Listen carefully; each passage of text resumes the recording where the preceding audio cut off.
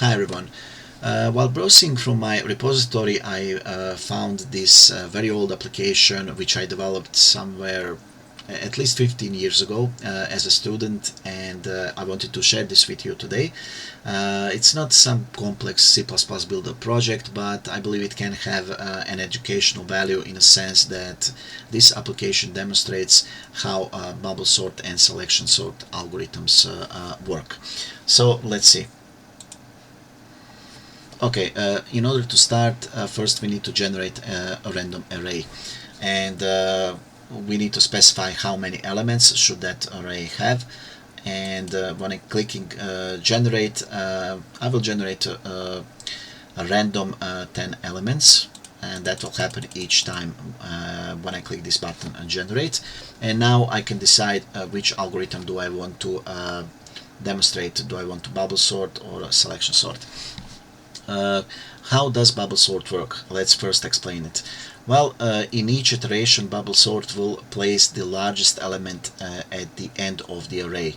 So, for example, in the first iteration, the largest element here is the this one here, 99, right? And that value or that element will be placed here at the end of the array.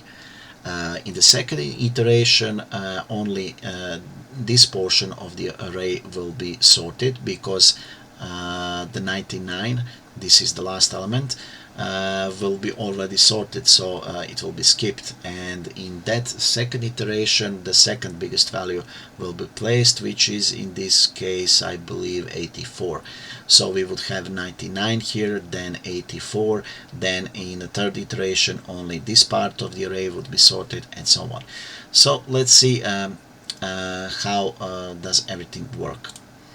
And we started. So as you can see, we are examining field the elements, and the element with the largest value is going to the end of the array, and in this case it's 99.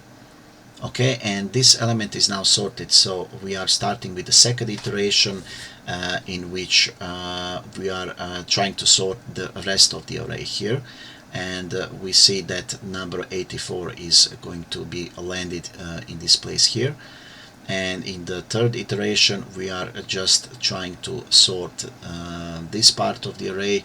So each time bubble sort runs, it will actually be faster and faster, because he will not be resorting these already sorted elements, because they are obviously already sorted. So we can also speed this up a bit. Okay, and as we can see even visually here, that this array is becoming more and more sorted, and at the end it's completely sorted. So let's try to generate another 10 random elements, and now use the selection sort. To demonstrate selection sort, well, first we need to describe how does it work. Well, it works with the similar idea as bubble sort. Bubble sort works in a way that in each iteration it places the largest element at the end of the array, while selection sort does the opposite. It places the smallest element at the beginning of the array.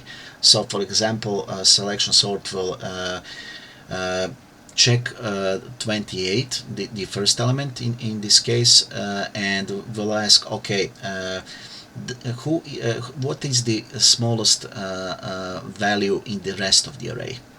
So the smallest value is 3 here, and then it will compare 28 and 3, and it will see that 3 is smaller, so 28 and 3 will be replaced. Then in the second iteration, now we have 28 here. 28 will be compared with the again with the smallest number in the rest of the array, and in this case the smallest number is 4. Then we will again compare 28 with 4, and 4 will be smaller, so 4 will be placed here. Then and 28 will be here. right, and so on and so on. So the idea of selection sort is the opposite of bubble sort, meaning it works with placing the smallest elements at the beginning of the array. So let's see. Selection, as we saw, now 3 is sorted, and we compared 28 with the smallest number in the rest of the array. And as you can see, it does the opposite. So we are having these elements sorted, but with the idea that the smallest elements will be sorted first, right? And in the rest of the array, there is no need for any replacement. And well, that was the idea of this application. Like I said, it was more than 15 years ago that I wrote this application. I was still a student, and at the time it looked interesting to me. I also, as you can see here, have additional space. I also wanted to implement visualization for insertion sort, and maybe some other sort as well, but ultimately didn't found time. So I'll just briefly show you how this application is developed. Pretty much, okay. This is the entire code here.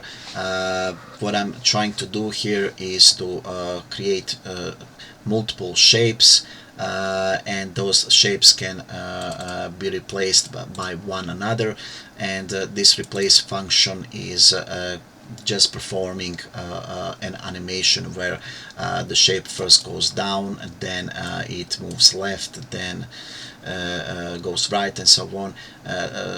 Pretty much we exchange those two shapes with an animation here. So again, I'll just create 5. Okay, so this is what the replace function does. It demonstrates this animation here, right? And what's left is implementing that as a part of the algorithm, and this is how it's implemented in bubble sort. Also, this is how it's implemented in the selection sort. It's really not that hard, and maybe if you find this interesting, try to develop this for yourself. You now saw some code snippets, and perhaps you can do it even better. I certainly hope so. Well, at least I hope that we learned something about bubble sort and selection sort. Maybe it was not the best animation you saw, but I believe it can be interesting, considering that the application itself is developed in C++ Builder. Thank you, and see you soon.